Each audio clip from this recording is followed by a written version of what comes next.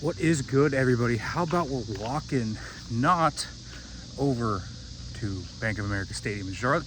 I am not down there tonight. Instead, I'm home. This is going to be the only game I'm home for this year, so this isn't going to be a usual one, but out for a walk right now, so why not a great little preview video today before the Steelers take on the Carolina Panthers. Steelers going to be playing many of their starters. I do not believe that will go the other way. It certainly sounds like the Panthers are only going to play maybe a fraction of them, if any of them. Head coach Dave Canales said that they are not going to play for the most part, so we probably won't see guys like Bryce Young. We may not see Chuba Hubbard. Are we even going to see Teterow McMillan? He has a hamstring issue, so probably not. So a lot of these teams, that played their starters against the Steelers are not going to do the flip side of that. They are going to be the team playing their starters against twos. So we'll see how that kind of works out.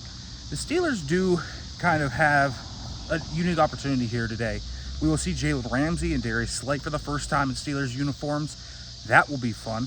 I'm really excited, actually, to see how those two take the reins and take a challenge just to showcase what they can do. I think Mike Tomlin's sending a bit of a message to his secondary, who got kind of toasted last week in the joint practice. I mean, we have said that, we have acknowledged that it certainly feels like this team struggled a little bit in that joint practice against guys like Mike Evans, Jalen McMillan, Sterling Shepard, and Emeka Egbuka. So it's not a surprise to see the secondary have a message sent to them. So a big kind of opportunity for those guys to show what they can do. Staying in the secondary, I think it's a huge game for Beanie Bishop. We talk about Beanie Bishop, and is he going to make the team? I mean, that's a real question. The way Terrell Austin talked about him, it's like maybe he's on the roster bubble. And so that's going to be a big game for him.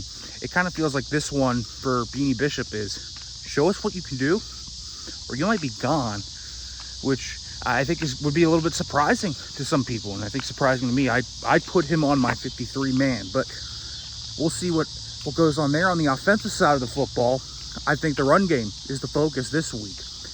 When we look at, say, Amalo maybe getting in there, Freiermuth getting in there, hopefully we see some Jaylen Warren. I think that'd be fun just to see what this run game looks like. I think we need to see the Steelers' run game be cohesive.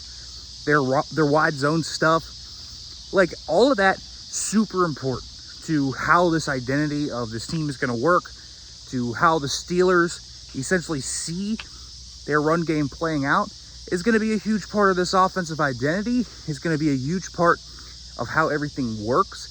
So yeah, I mean, we need to see what this team looks like as a cohesive unit. Wide zone is so timing based.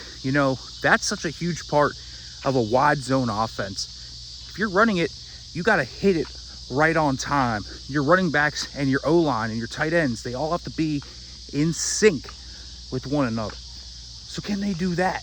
That's going to be a big question. And then the wide receivers have another really good test as well this week.